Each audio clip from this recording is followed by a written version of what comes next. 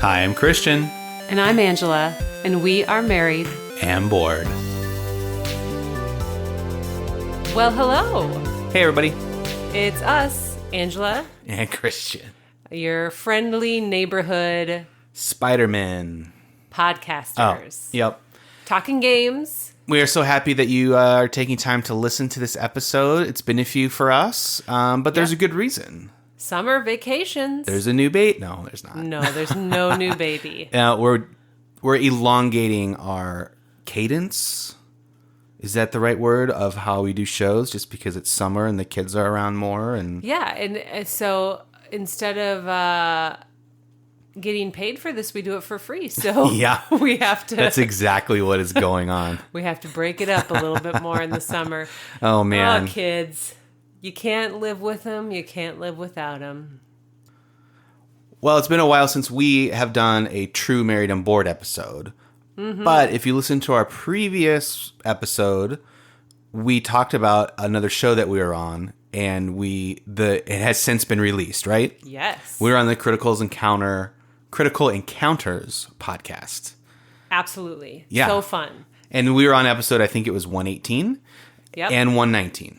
So there's 2 episodes of us chatting about...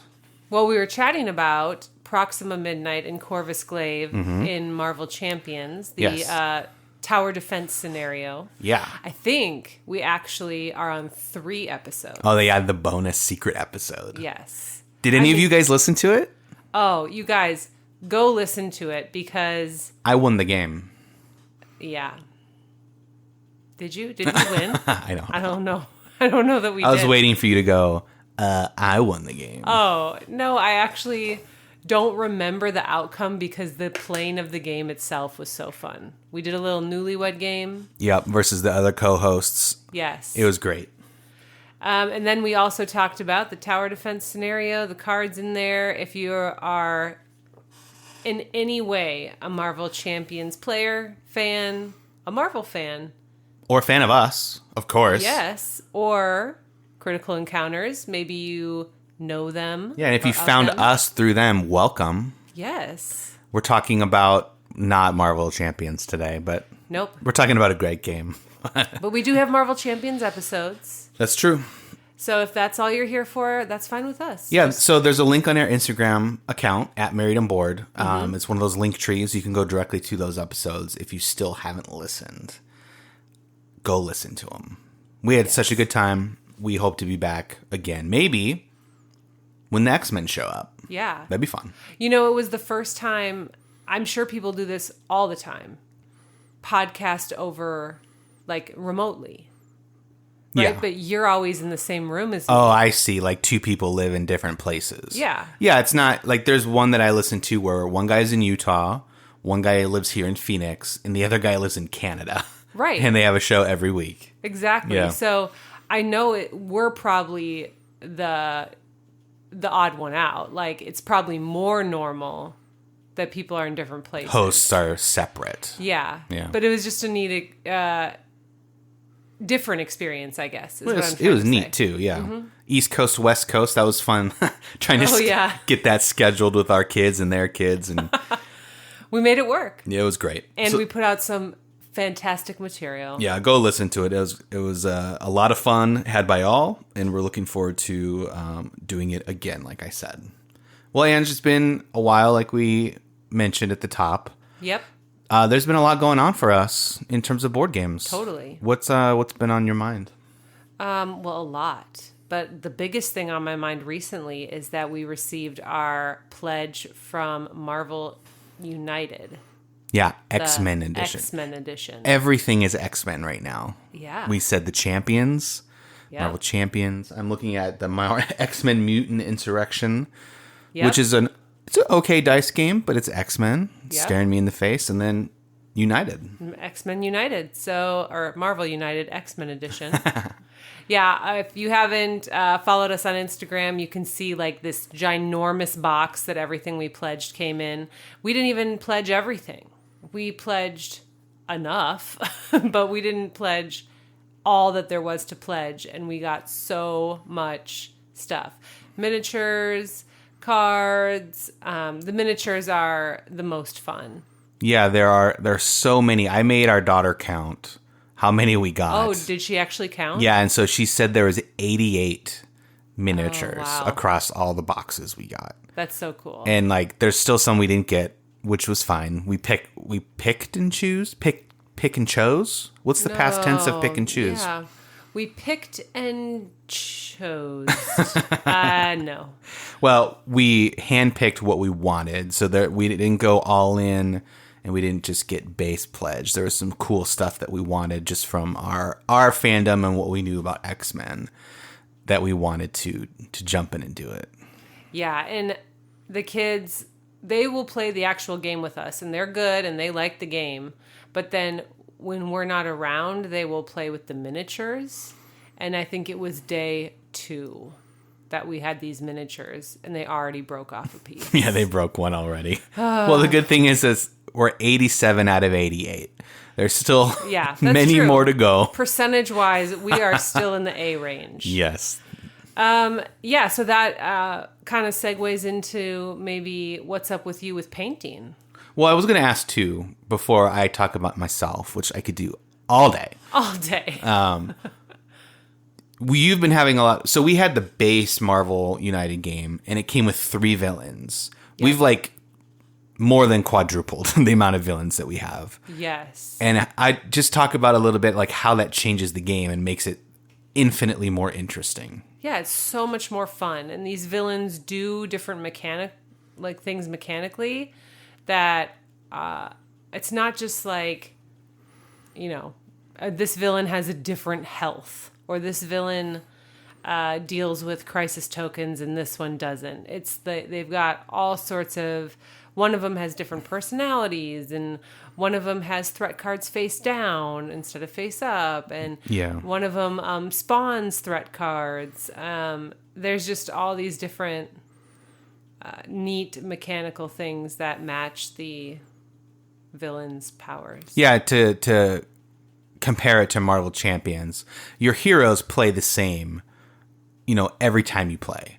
They might have some variation. Right. But the villain or the encounter deck in the Champions game makes the game different every time. Yeah. Depending on who you play. And so like Magneto plays way differently than Juggernaut. Juggernaut. Juggernaut and Mystique and stuff like that. So we probably have like 25 villains that we can go through. And then X-Men, good versus bad is blurry sometimes. So there are characters that you can do both with. Yep. So you can play good Mystique on the X-Men team, or you can fight Mystique. It's very cool. Yeah. Okay, do you want to talk about yourself now? Sure. Let's get going. Sit down. Oh, I was standing that whole time. Grab a cup of tea. Oh, thank you. I started painting again, just vivid landscapes. On your canvas? Yes. Miniatures, of course. I watched a video on YouTube, and this guy made it sound easy, which they all do. It doesn't matter that he probably has 22 years of experience painting and went to art school and was an art professor. He just made it sound really easy. And so I was like, I was like, oh, that's accessible. I can do that. Yeah. So I won some money through work, and I was like, I'm buying new paints. And so I bought these Army speed paints. There's one right there, Angela, if you want to grab it and make sure I'm saying the right name. It says the Army Painter. Yeah. Speed paint. That's right. In Slaughter Red. Yes. And so if you're a painter, these are like Citadel contrast paints. They're really thin, and they go down deep into the crevasses of the miniatures to highlight them. Was the emphasis on the wrong syllable? A little bit. So I'm trying to get better. I don't know. There's a half-painted Iron Man right here, Angela. Yeah. How would you grade that so far? I have no idea what he looked like to start with. Well, he wasn't red. Okay. But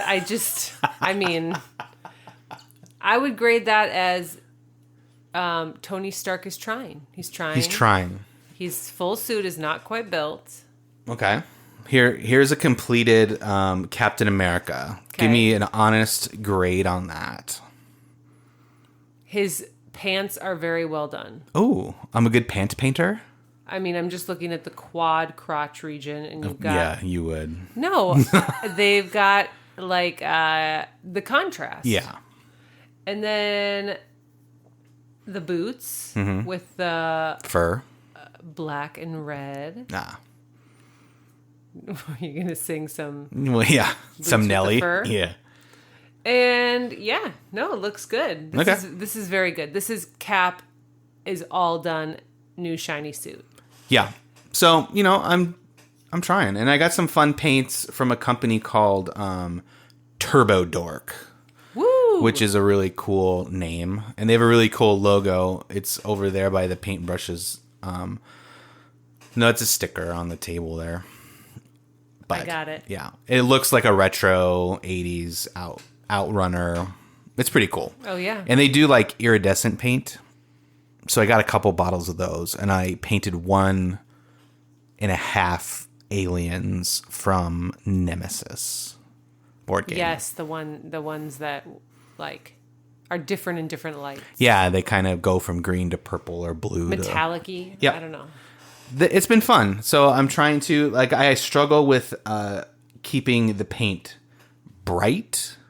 Everything I see online, and I know they're pros and they've been doing it forever, everything is so bright. Right. And mine, I think it's good, but it does seem a little bit dark or dull. Oh, I see what you mean. Do you know what I mean? Like, yeah, the blue could be brighter. more royal. Sure. And maybe that's just the paints I have or like this technique that I'm trying. But I don't know.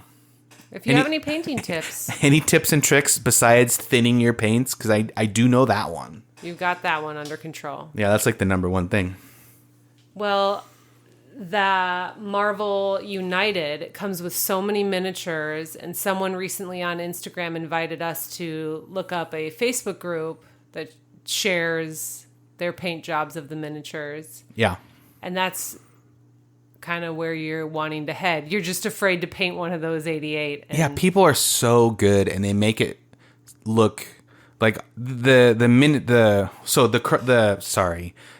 Iron Man and the Captain America that we just talked about. Those are from Crisis Protocol, Right. Which are like they look like they do in the movies. United is more cartoon and Chibi. chibi. That's what they're called, and so they have big heads and small feet. Yeah. And they looked people can do it very well. And I just don't know. I don't want to ruin somebody. Yeah. And I also just don't want to paint some random X-Men lady or man that I don't even know. Right. Like, oh, who's that guy? Well, this is Spiky Face. Spiky face. Yeah, he's a really dangerous X-Men from that one comic, Spike Face.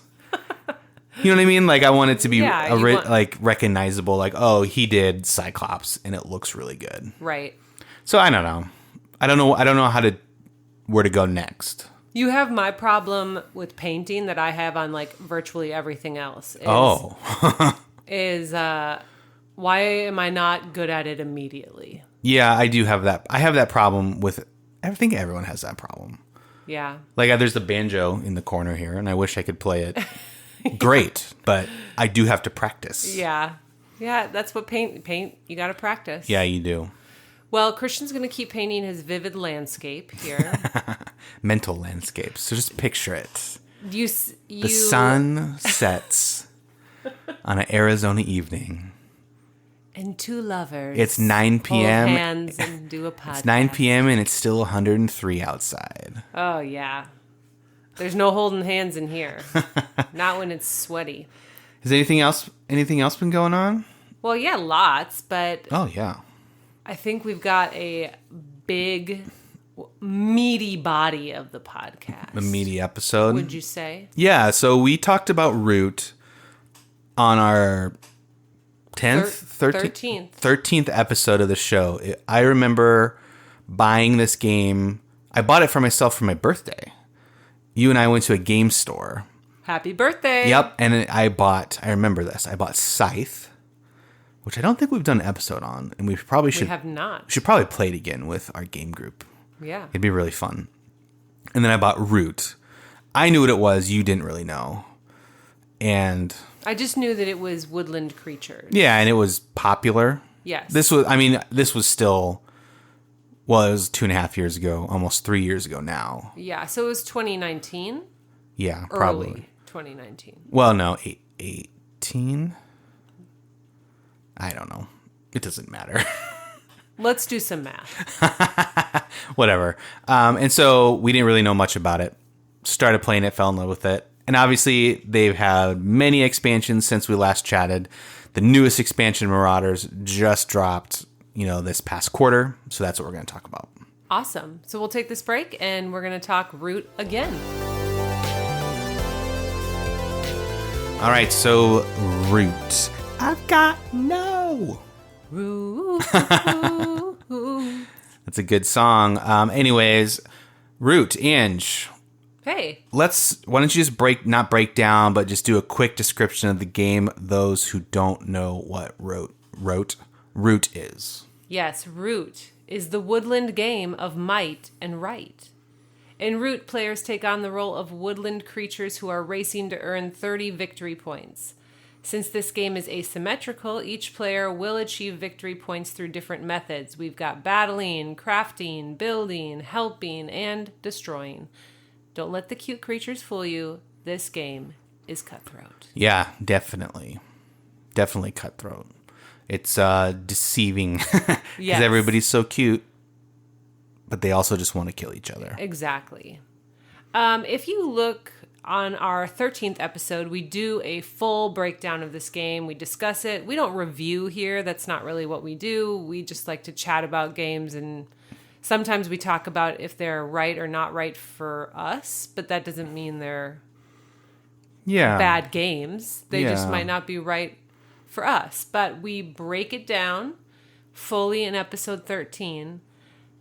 But we listened back to that episode, and there's a few things that we wanted to either discuss further or maybe amend. Yeah, so we're not going to go through it all here, but we are going to talk about all the new stuff since we last chatted about Root, which is like 80% of what Root is now. Yeah. And, of course, the new Marauders expansion that came out. Root became very famous on Kickstarter when it was released because of that asymmetry. Asymmetry. There you go. There it is. That's a math word. I figured you'd get that one. Because every faction plays differently. That's what that means. And so it's a very hard game to learn. Yes. To fully comprehend and understand what's going on board wide. You can learn your one little faction and survive in this game, right? But you may not know that I'm playing Angela and she's playing the moles. She might be 2 turns away from winning, and I have no idea because I don't understand what she can do. So that's where the fun is, and that's where the frustration is in Root, I think, too. And we talked about that the first episode, and that hasn't changed. No. It's still something that we don't look forward to teaching. Don't get us wrong. We really like playing. Yeah, it's like one of those things you just have to go through it to see the light at the end of the tunnel. Yep. Okay, so we're going to walk across these hot coals. Yep. And then we're going to get to what we want. To go through darkness to see the light again. That's right. That's deep. Or as my favorite NBA basketball coach, Monty Williams, says, everything you want is on the other side of hard. That's right. That's right. Thanks, Coach. All right, so now we've coached you through learning this game. We talked a lot about the rule book in the first episode. Okay. How do you feel about the rule book now? So I think the reason why we didn't like the rule book before is because it was new. It was a new style of rule book for us. And I think we mentioned like, oh, we love Fantasy Flight games and they have the learn to play and the reference. And that's great. Makes everything easy to find. But I think as Root has expanded, they've also made it easier to understand the rule book too. And maybe it's the amount of times we've played it now that it just, I don't have any problems with it right now. Right. What about you? I don't refer to the rule book a lot. Mostly because we've now played it so much we've gotten used to it. And also when we have or in this specific game, when we have a very specific question, one of us might try to look it up in the rule book, but most of us around the game table will like look it up on BGG. Yeah, which is the same thing. Right, because these days. I wouldn't like say I hate the rule book. I know that they did it well you mentioned it's like a war game rule book and it's set up like that. Yep. I just wasn't used to it, and so I kind of tore it a new one in the first time we talked about it. Yeah, if there's anything that gets Angela heated, it's rules. Rules get me so worked up. And if you're a board game publisher company that needs a rule book editor, let us know. You said that very same Did thing. I really? Yes. Because you're the one who reviewed our last episode. You said the exact same thing. That's so funny. Because I listened back to episode 13 like in its entirety, and just to make sure that like we weren't double talking Just about repeating things. the exact same thing. Well, there you go. It's repeating the exact same thing. Yeah, I would say it still is, I think, quite intimidating to open that first box and see 3 rule books. There's 3. That's true, yeah. And so I don't know. I'd maybe like tone down my animosity towards the rule book a little bit, but it's still not my favorite thing. No, I think it just, it takes getting used to. Mm-hmm. And I'm used to it. Well, hey. Yeah. What else has happened since the 13th episode with Root? We talked about starting a Root group. That would be our dream. Yeah. So, yeah, you know what? I am retracting my 2018 statement because I also know it's false, but we recorded in 2019 and then 2020 happened and then everything broke. Yeah. So we weren't able to get a Root group. That's right. So that's why the timing makes sense. But yeah, so we've been doing a pretty consistent board game group, and we've played Root 4 times, 3 times, Yeah. 7 times. Well, no, not as a group. You and I have played it. Yes. Yeah. So Tell us about your Root group experience. I love playing Root as a Root group. It's been fun. It's a good one for our group because we tend to be a group that likes to play things we know, like we're familiar with. Yep.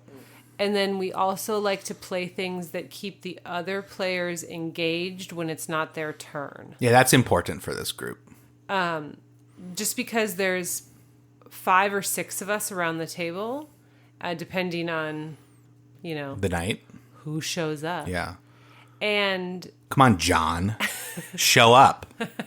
and it can take, quite a long time, especially if we're learning a game or like refreshing our memory on a game, to get all the way around back to your turn again. And Root is nice because you're invested in other people's turns, whether that's like, oh, is someone taking my stuff, or is someone battling me in a clearing?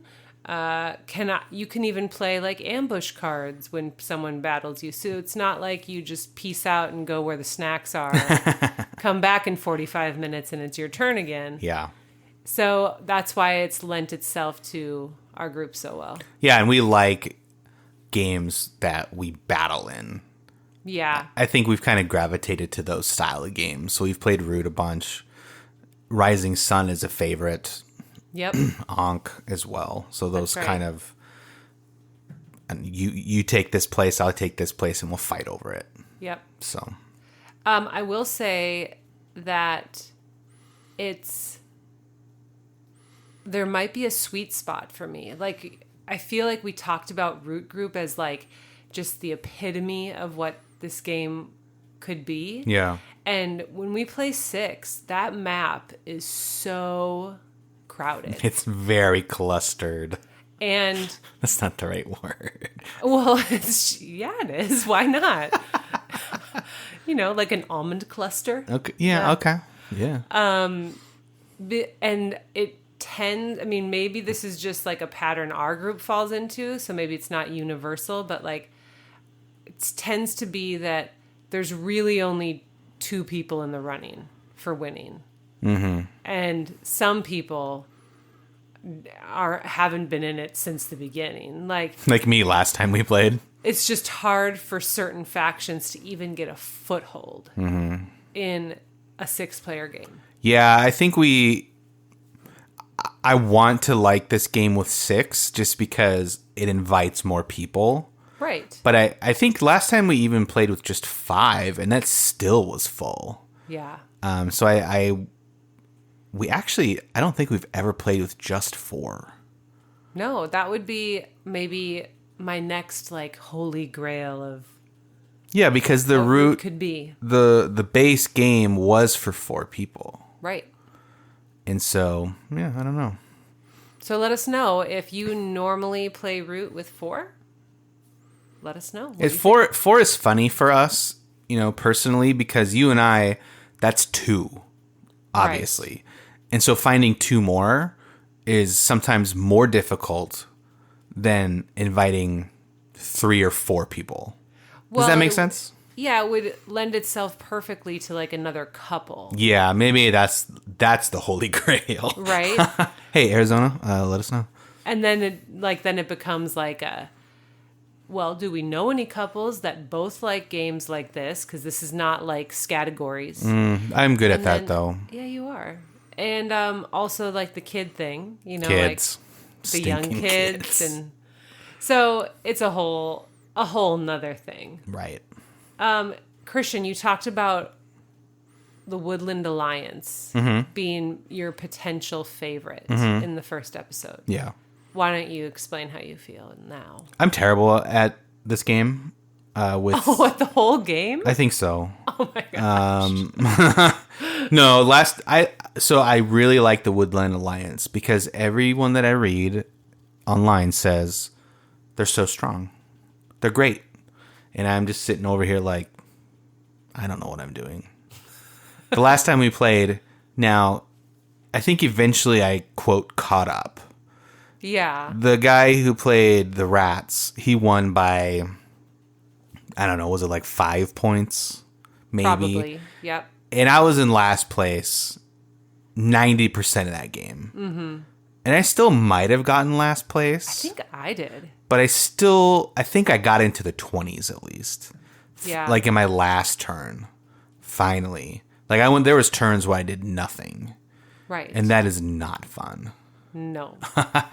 Because like, I just don't understand how to play it. So if you're a Woodland Alliance player, what do? People keep on taking your sympathy tokens, and then you can't do anything.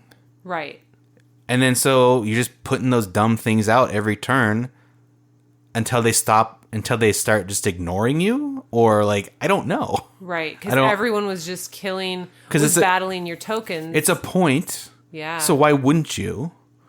And then all you have to do is give up a card.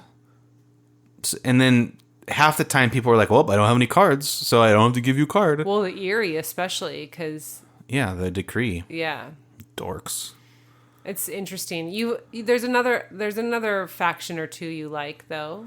Yeah, so I want to like it because it's not a typical, there's tons of guys on the board, move them across risk style, and defeat them. They're guerrilla-ish. So they pop up and they do bad stuff and then they go away and then they pop up and do bad stuff. I like that because they can pop up anywhere. So like, I've played the Otters a couple times. Right. Riverfolk. I did win a whole game on Riverfolk. They don't really battle at all. They can, and they do. Towards the end, you kind of need to. Okay. To get those final points. Because... no one wants to work with you. Right, because eventually it's like, people are like, well, I'm not buying your stuff because you're going to win. Yeah. And you're just like, well, I'm just going to kill everything then. Yeah. But I also got funded pretty well that game. You did. So I had tons of actions at the end to go from like 21 to 30 points my last turn. So I did win that. I do like that because it's more sociable. You can like get people to try to buy your cards, and that's fun. Table talk. Yeah. And then the new ones are fun too, as always. So I like everybody except the birds and the cats, probably. Yeah. I've never played the cats. I don't play them when I play on my phone. I don't understand it. And I don't like the birds because I can't plan ahead that far. Right. What about you? What, like favorite factions? Sure, we could talk about, let's just talk about your couple of your favorite or highlights or en route anything's with the group. changed. Yeah. Erie was like in episode 13, I talked about them being my jam. Yeah. Because of the rules, the decree. I think my new one is the Badgers because they have like the decree light.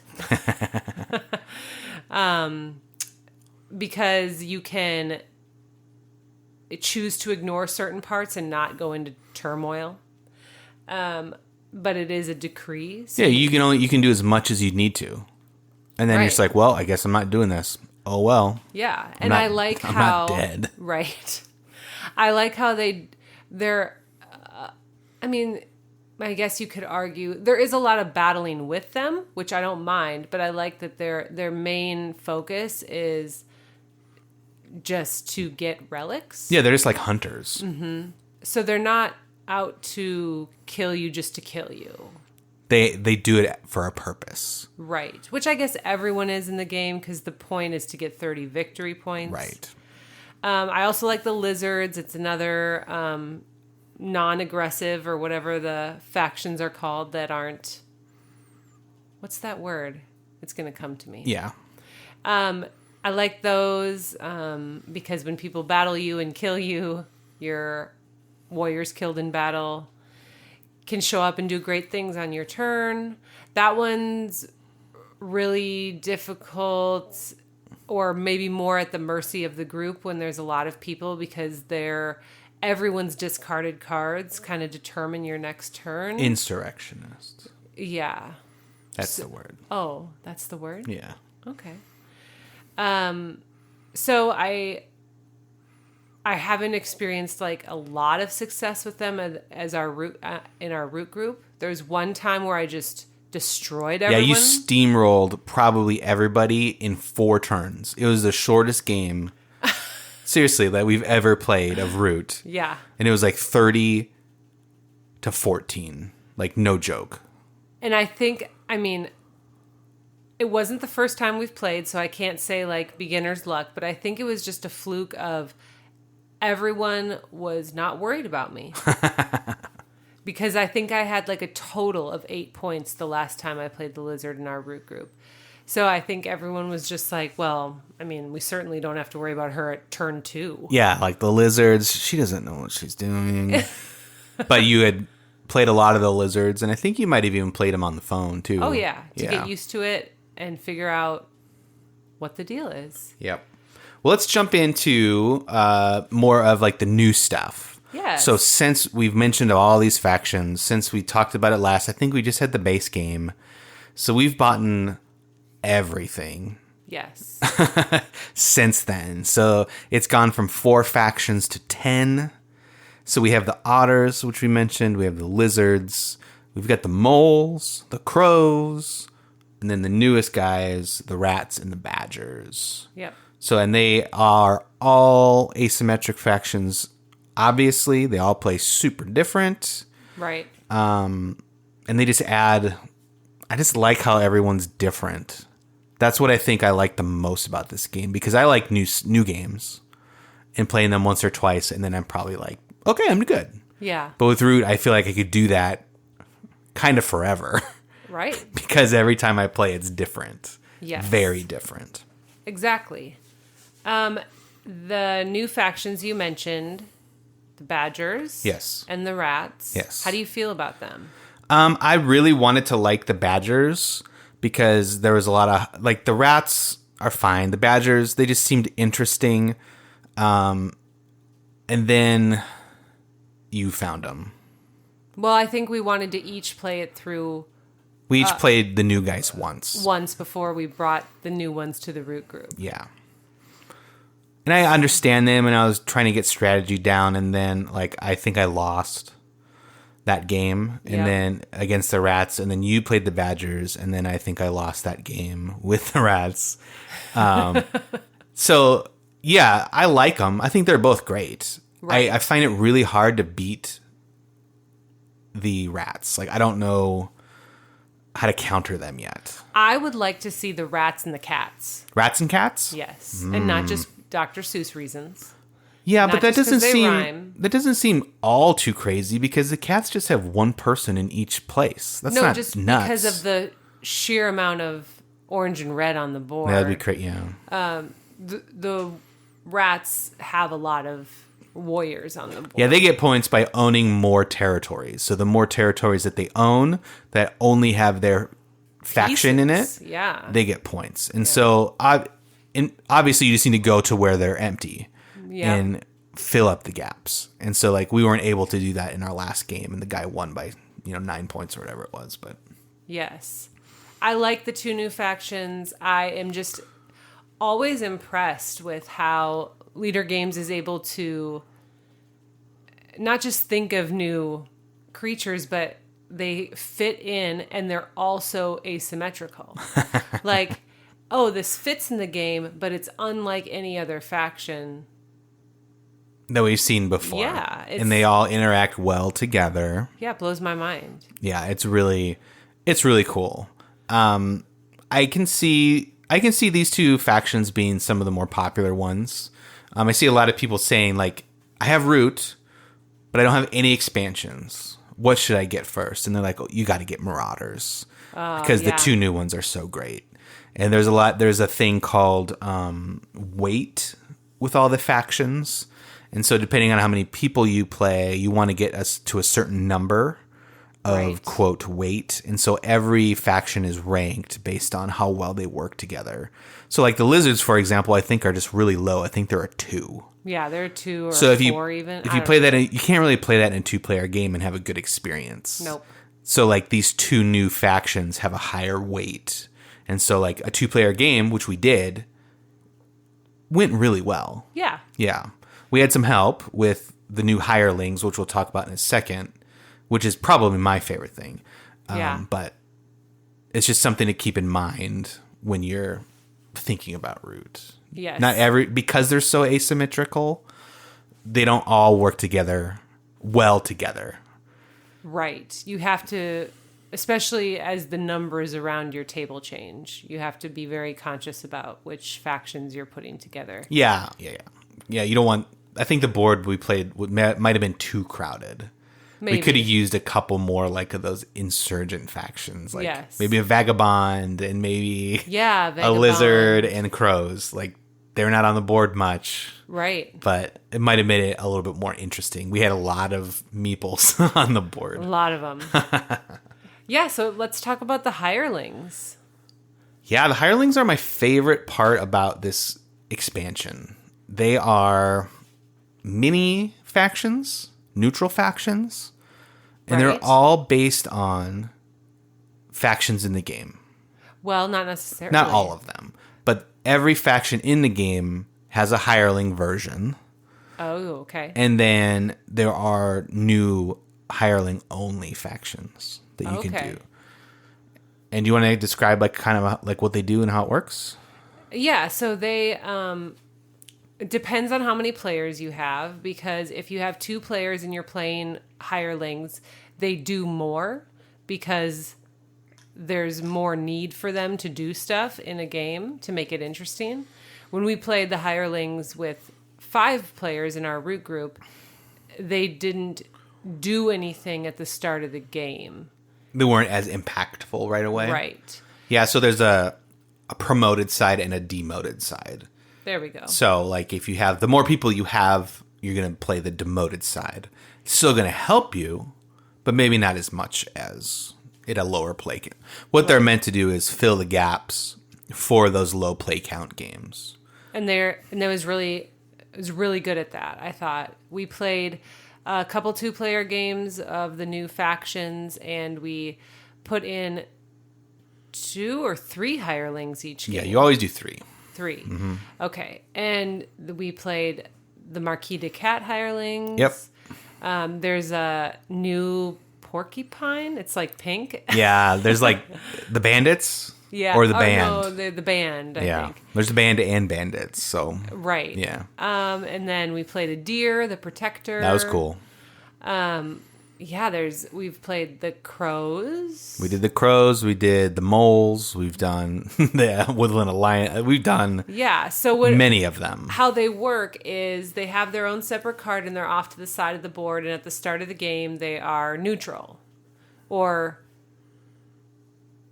neutral. Yeah, neutral. Yeah. And then the first player to hit 4 victory points is going to gain control of one of the hirelings. Mm-hmm. But not for the rest of the game. They're going to roll to see how many turns they have control of those hirelings. And the same thing when you hit 8 victory points and 12 victory points. So that's the 3, the 3 hirelings go at 4, 8, and 12. And so they're going to keep changing hands throughout the game. So then when let's say I roll the die and I get my hirelings for 2 turns. Well, at the end of those 2 turns, I give it to someone else, and that person's going to have to roll the die. And they only get them for, 1 turn. Mm-hmm. And then they're going to have to give them up. So in a 2-player game, you're passing it back and forth. But in a 5-player game, you give it to the person that's behind, least threatening to you. Yeah. And so that's fun because it still feels like there's hope. Like the person that goes up in victory fastest at the beginning is going to get the chance to play the hirelings first. But they don't get to just sit on those riches. They have to pass it around, right? Yeah. It's funny that it works that way. Mm-hmm. That the person who gets there first gets him. Right. That seems a little backwards. Well, I don't it did at first, and I don't know that I've completely solved why they did it that way, but in my head I'm like, that person who's the strongest can maybe do the most with the hirelings, and then they're going to pass them to someone, and now those hirelings are in theory stronger. Yeah, that's true. When you pass them. I think the story that leader says is like, in the woodland, if you get to 4 points first, you're making the most noise and becoming the most famous. And so these neutral groups want to join with the most powerful faction. And so that's why you get to choose and hire one of them first. That makes sense. Yeah. So I think that's the lore again about it, and I really like that they change hands. Yeah, the funny thing is that you get to choose. Right. Like you said, in 2-player, you're just exchanging them. But there's a lot of strategy in that too, because it's like, well, I just moved all these moles over here, but I have to give Angela the moles at the end of this turn. So they're not going to be my friends anymore. Right. And now this is now an enemy location. And I have 3 guys or some, you know what I mean? Like, yeah. There's a lot of extra layers to think about. And they can help you with rule. Yeah. They help the rats. We were talking about like the way they score points is having tokens and pieces with no enemy tokens and pieces. Well, if a hireling is yours, it's not your enemy. That's true, but I think the rat rule is it has to have Lord of Hundreds pieces. Yes, but it can have both you and your hireling in there. Yeah. Okay. Yeah. I think we looked that up. Yes. So it just brings a whole nother layer of, I was going to say chaos, but it's not that daunting. It's just more fun for a 2-player game. Kind of like we talked in the first episode of Root, back in episode 13, we talked about the bots. Yeah, those are very difficult to play. They are. Well, that was actually part of the new expansion too. There's a new bot. There's a new bot box. That's true. Which I haven't even looked at. Which is a good sign that we haven't needed to look at it, because that means we've got players to play with. Yeah, that's true. That's very true. And the 2-player game has been upgraded because of these hirelings. Yes. And because of these higher weighted factions. Correct. I would love to learn the crows. That's one I've always been interested in. And that's not good in a true 2-player game. Right. So maybe that's where the bots come in. And I could experience losing as the crows. There you go. I'm trying to think. I mean, I feel like I just found the Badgers and I like them a lot. Yeah, that seems like a good one for you. But I've never played the Woodland Alliance. Nope. I've never played the Otters. Mm-hmm. So those might be the challenge. Your next ones? Mm-hmm. Yeah, I when we got the Marauders, I was all into it. I was like, okay, Christian, this is what's going to happen. You're going to learn one of these new ones, and that's going to be one of yours. Yeah. And then you're going to learn two others, and those are going to be your backups. And then it's all you're ever going to play in this game. You're just going to get like super good at Yeah, and then that didn't happen because I think we've kind of talked about our highlights. We had that we're going to talk about, like, what are some of our highlights in Root. Is there anything else that you want to mention for a highlight on the highlights of Root in the past year and a half or so? No, I think we've mentioned everything that I wanted to say for highlights. Were you going to say a low light? Yeah, I was going to go straight to low lights, and I figured we better start at the top of the mountain before we go into the valleys. No, we've given a lot of top of the mountain info. We love this game. Yes. I would say it's one of my top 5. Yeah. Easily. Yep. However, tell us a low light. I'm terrible. I lose a lot. And maybe it's just or like a trend, or I don't know. But I feel like I haven't won a lot of games recently. Mm-hmm. And for whatever reason, when we started playing Marauders, I lost 4 in a row against you, maybe. And that sucked. Right. Normally it doesn't bother me. Or in the past it hasn't bothered me. Yeah. And it really started to bother me for some reason. And I don't know why. Well. Do you know why?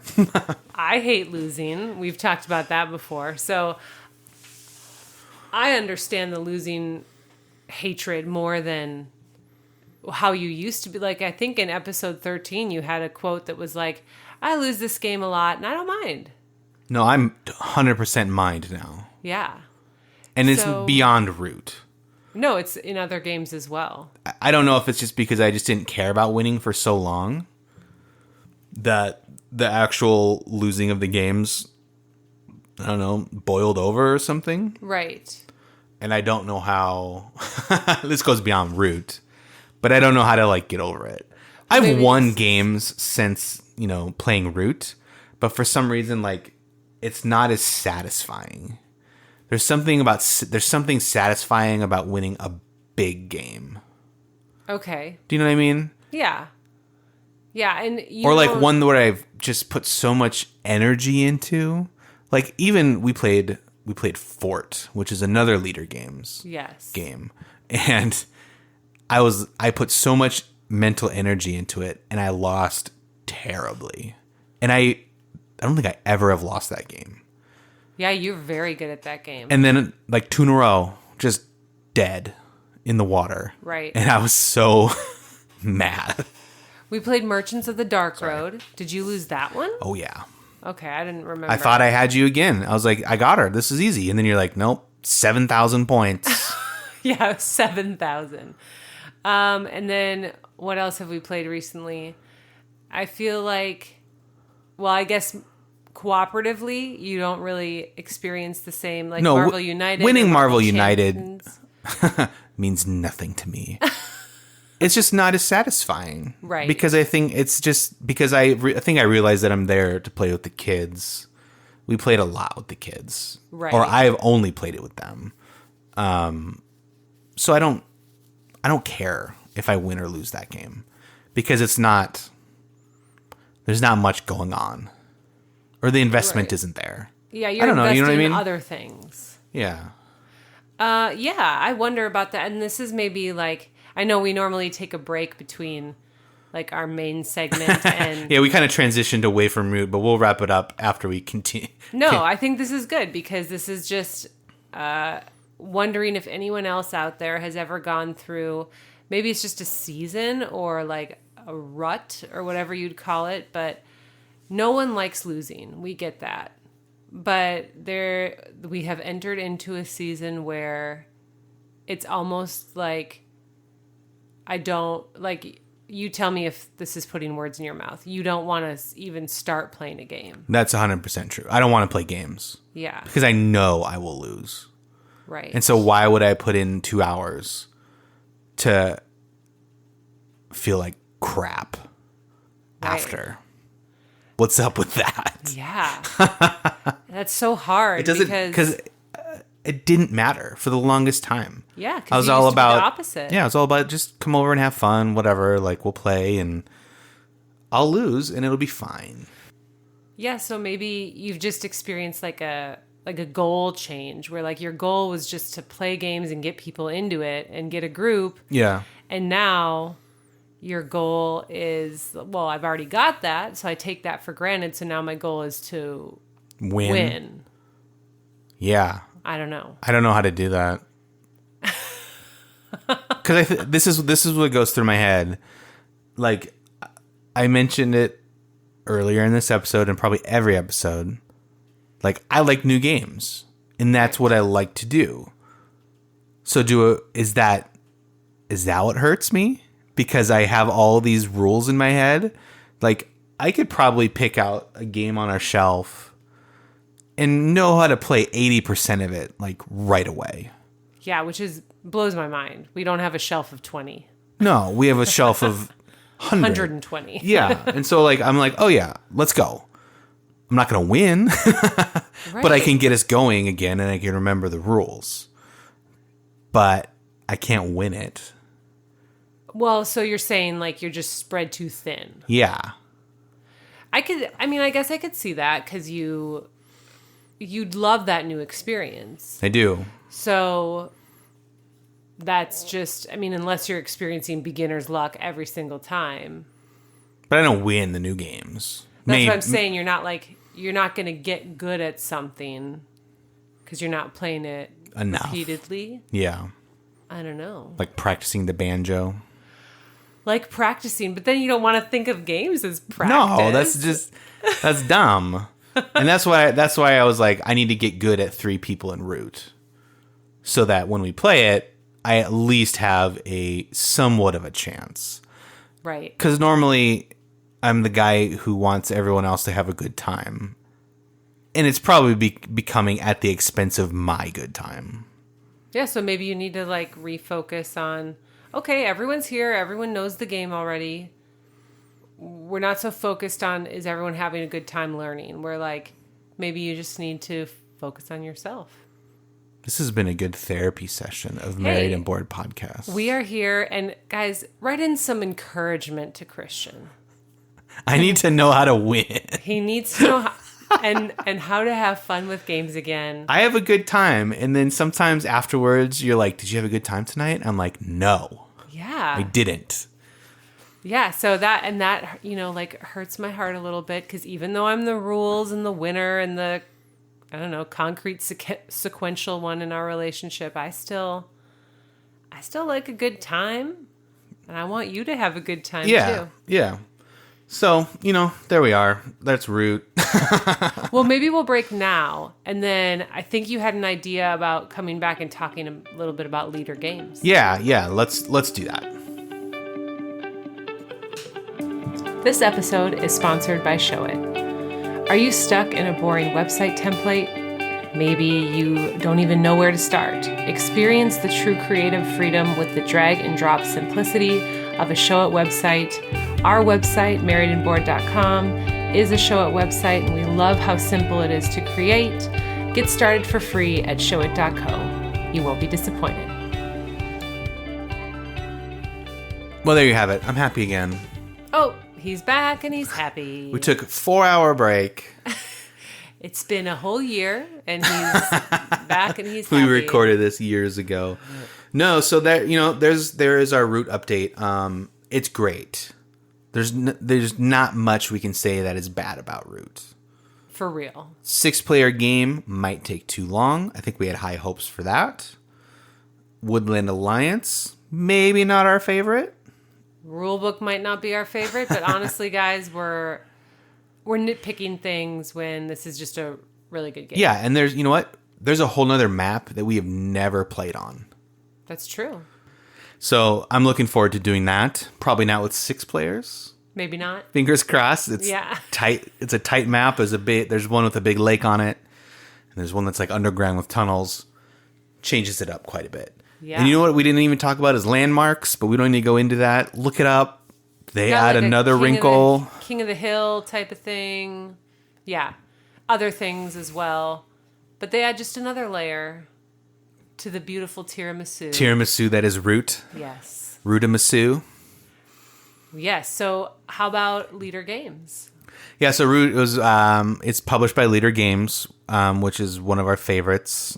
I think we mentioned that a lot. Shout out St. Paul, Minnesota. Yeah, they're from Minnesota. You can't really say anything bad about that because we are from Minnesota. Right, and we'll take it extremely personally. But so they, in Leader Games news, they just wrapped up their Kickstarter for their newest game called Arcs, which is a space game.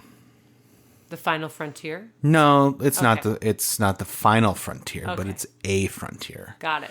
And I'm really looking forward to it. Well, you've had a little preview online, yeah? Yeah, so I played the tabletop simulator version of it with my friend online. Now, it is interesting because it is 3 and 4 players only, which for us adds a wrinkle as always, right? If we could find that board game couple. Yes. There's our 4. Or just, the board game loner. The one single person. The one person? Yeah. Like, who'd want to come and play board games with a married couple? Our friend John has done it. I know, but I'm just saying, like... But that was in the midst of COVID, and maybe he was desperate. We would love to have John over all the time, but I'm just saying, like, that person, whether they want to or not, they kind of become the third wheel. Right. So it's just kind of like an odd dynamic. Unless, like, we had... a sibling or something like that, but we don't who enjoy, and that's just that. Oh, okay. That wasn't an edit. That was Christian's voice just cutting completely out. All right. If you wanted to be our third wheel, we would try to make it not awkward at all. No, for sure. But this is it's like, I don't want to say Root in Space. Arcs is Root in Space, but Root in Space. It's kind of like, it's got a lot of Root vibes. It's got the rules for movement, like you can't move into a planetary system unless you rule the destination or you rule the original planet. Oh, yeah. It's got that rule. It's got some Oath vibes where you're telling stories and between each game, things carry over. Okay. So, and the interesting thing is that the actions are done by taking tricks. That's right. Cards. Yeah. Trick-taking game. Trick-taking game. You didn't mean magician tricks. Well, you could. I don't think that's how you play, but if you make stuff disappear, fine. Right. It's cheating. Cheating. Did anyone else back Root? Arcs? Arcs. I am eagerly awaiting it. However, their estimation for their delivery date is December 23. Oh, so probably first quarter of 24. Oh, that's such a long time. Ugh. I know. Terrible. But there's another Leader game coming out. Yeah, too. so I just want to ask you of what you know about it, Arcs. Oh, Arcs. Okay. What do you think about it? Because you haven't looked into it as much as I have. You didn't play it on TTS. Right. You just kind of heard it from me and maybe watched the video on the Kickstarter. Correct. I feel that it's a Leader game, so it's going to be high quality, and we want it in our collection. Am I super intrigued by the theme and the gameplay? Not yet. Okay. But then again, I didn't really know anything except the hype of Fort. True. I didn't really know anything except the hype of Root when we bought it. So I guess I'm trusting in the name. Yeah. It's such a good quality company that brings out quality games, and so I'm trusting in the name. Yeah. And you know why it's called Arcs. Do you know that? Do you know why? Well, spaceships make arcs in No. the sky? That's a good guess. Okay, I don't know. So do rainbows. Yes. Yes, but rainbow is not a 4-letter word. Correct. It's story arcs. Story arcs. Yeah, so it's meant to be played in like 3 to 4 game sessions of a story arc. Got it. And so like you're going to take different pathways and have different objectives as the arcs progress until there is finally a winner at the end of game 3 or maybe game 4. Okay. But they do say that you can do a whole session in an evening if you want. Oh, okay. Yeah, it might take 3 or 4 hours to do that, but it's possible. Okay. Yeah. And the 4-letter thing, got it. Because vast and root. Fort. Yeah. Oath. Arcs. And then ahoy. Ahoy! Yeah, what's up with Ahoy, man? This pirate game that's coming out. I know nothing about it. Well, I know everything there is to know about it, and it's not much. Not much. I was hoping that it would be out at Gen Con. And maybe it still will be. Maybe they'll drop the bomb and be like, it's available in limited quantities. And then I'll go get it when I'm there, but I don't know. Otherwise, it's probably even further out than Arcs. No, I don't think so. I think it's this fall. Oh, okay. Yeah, like a direct to retail, not a Kickstarter. Got it. Like you can order it in October and it'll ship at Christmas or something like that. Okay. I mean, that might be a good placeholder until True. Arcs comes. A good placeholder. But- That's right. Ahoy. So there's also Leader Games Oath. That's their literal biggest game. Yes. You haven't played Oath yet. I have walked through Oath with you. Yep. We had to like neutrally play a third player because it's not a 2-player game. No. So I don't think I've gotten the Oath experience, but I know what you're talking about because I understand the rules and Yeah, that's one I want to play more. Mm-hmm. But as we mentioned with our group, they like interaction a lot. This one doesn't have that. There's a lot of, I'm going to do this on my turn. right. And then if I'm going to fight one person.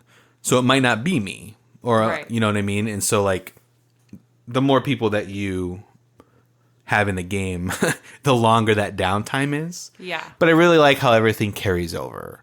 And I'm hoping that we get another chance to play it again. Because I think there's a lot more there. And I think that it is fun. And I think our group, most of them like it a lot. But it's just getting it back to the On table again. Yeah. And getting everyone invested to play it. Totally. You didn't play it the last couple times we did it. Like, That's true. would you jump in? Like, it's cool because you don't need to have played the previous ones. Sure. You kind of just need to know the rules. Yeah. I would jump in. Okay. Okay. Okay. Are you thinking of your schedule? Work me into that schedule. And then, we might as well just hit up Fort. Yeah. That's obviously the one you've played the most. Talk to us about Fort. Root might be the one I've played the most. Well, that's with true. All the solo games I played during COVID. That's right. You did do a lot of cats. Yeah, Fort.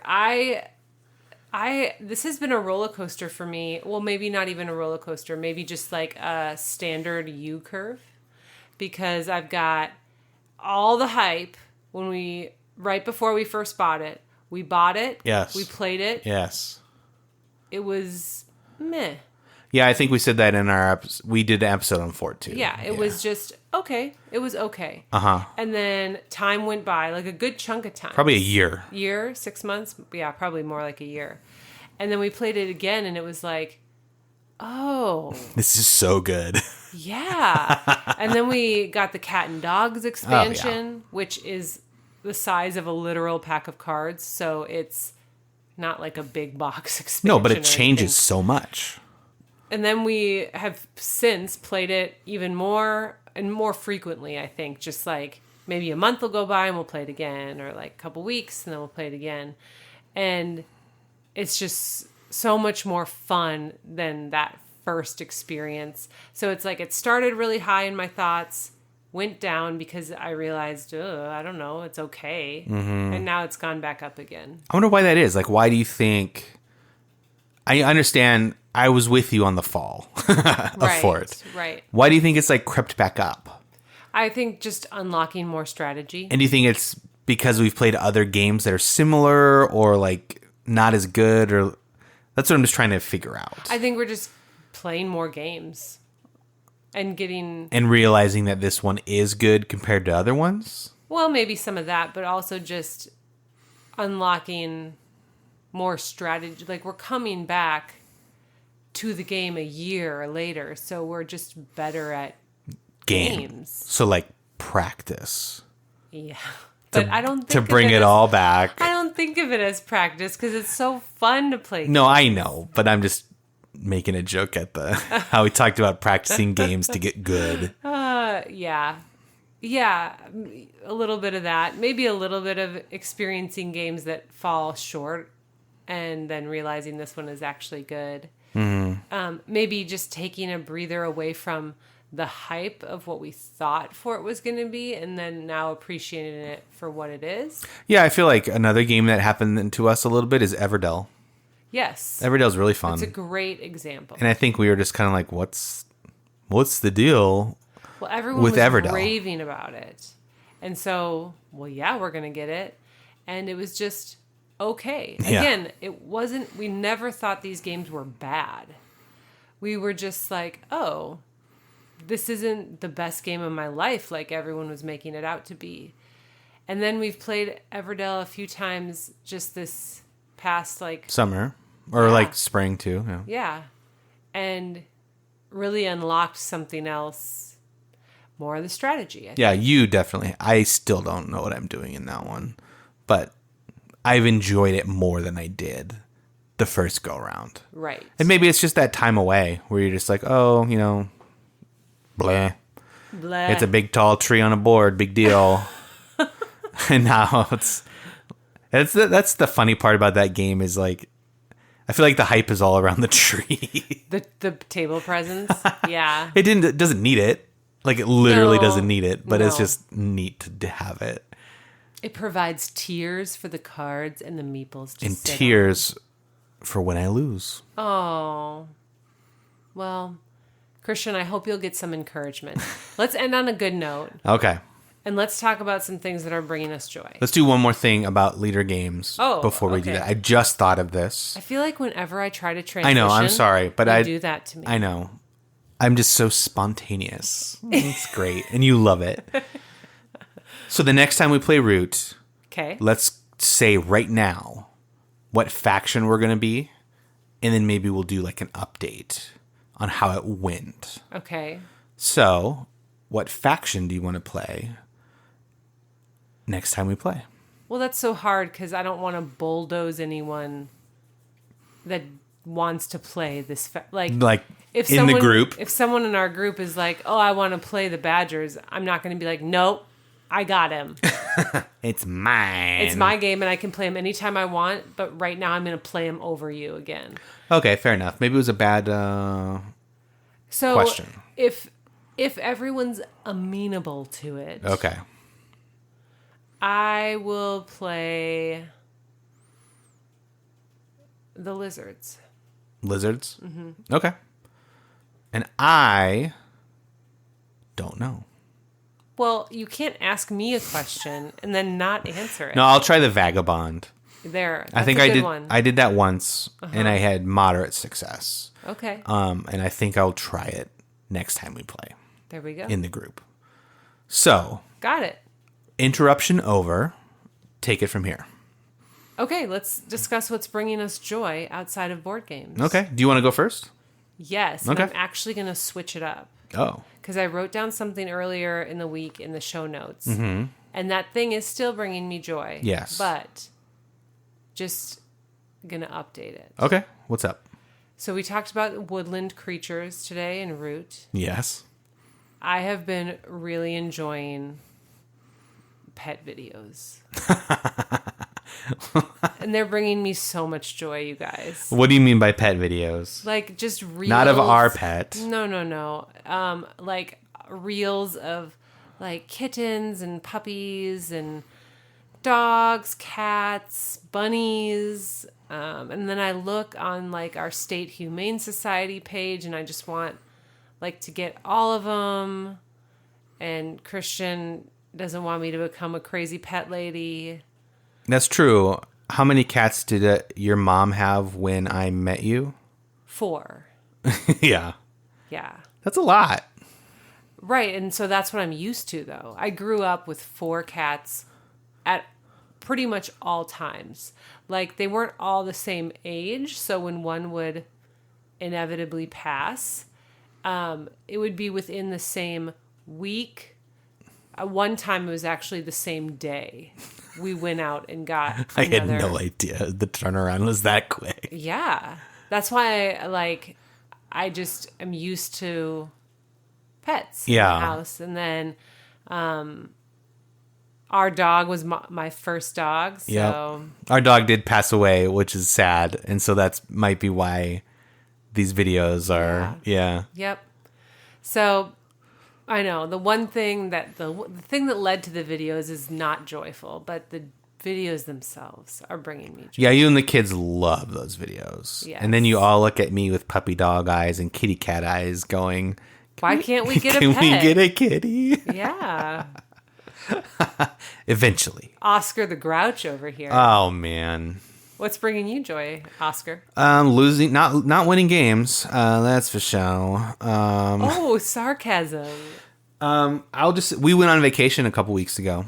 We went to California as a family. We did the Legoland, and we were at the beach, and the beach was just really fun. It's not currently bringing me joy because it is in the past, but thinking about it and the fun that we had together brings me joy. Yes. It was a good vacation. That was the first time our kids have been to the beach. First time you have been swimming in the ocean. Yes. Which is wild. I know. I've been to the ocean. You've put your feet in. I've flown over the ocean. Yeah, that's good. I have just never... You've been on a cruise. I've been on a cruise. I've just never been submerged in the ocean. Okay. That's funny. It's interesting. It is funny. So it was a great experience. Yeah, and we're looking forward to doing that many more times. Maybe not Legoland every time, but to the beach. Our kids they might not admit it, but I think they had more fun at the beach. I think so. Than they did at Legoland. Yeah, they have to become rides people first. We had a couple incidences on rides, which you do. Yeah. Whatever. They're 6 and 8. Totally. What are you going to do? Yeah. I mean, I'm not going to say my age, but I'm not 6 or 8, and I am not a big ride person. So no, but Legoland and Disneyland you can do. Yes. Yep. All right, guys. We hope that you are getting joy somewhere in your life. Yes. And that you can give Christian some encouragement. Yeah, Angela, I need it. I have tried all my big and small words to impact his life. It's just, the hobby that you just love and you start a podcast over, all of a sudden becomes like not very fun. Oh my goodness. You're supposed to be ending the podcast. I know, it's just wild and it confuses me. Yes. So I'll end it there. Okay. Angela, why don't you tell everybody how they can get a hold of us? Okay, everyone. This might be our last episode, apparently. No, I'm just kidding. I'm just being real. This is real world. Be real. Okay. If you would like to get a hold of us, we can be reached in numerous ways. We've got hello@marriedandbored.com. That's our email. You can go to our website, Married and Bored, and fill out a form there. You can go to Instagram. We are at Married and Bored. Mm-hmm. You can go to Twitter because we tweet at Married Bored. Yeah. And I think that's about it. Sweet. We love it when people reach out to us, contact us. Give us tips on getting over the slump. Yep. Give us painting tips. Totally. These are all tips towards me. So is there anything that you... Send me cat and dog videos. There you go. Cat and dog videos. And you know what, Angela? I hesitate to say this, but you haven't even opened TikTok. And there could be so many videos on TikTok. I feel like I'm too old. Well, I definitely am too old, but I know we should probably get one. So maybe stay tuned for that. Stay tuned for our TikTok. Well, thanks for listening, everybody. We'll come at you in a couple weeks with a new episode. Thanks for listening to this episode of the Married and Bored podcast. And guess what? We have a website where you can listen to podcast episodes and so much more. Find us at marriedandbored.com, or you can email us at hello@marriedandbored.com, or follow us on Instagram at marriedandbored. Music in this episode is by Joseph McDade. See you next time.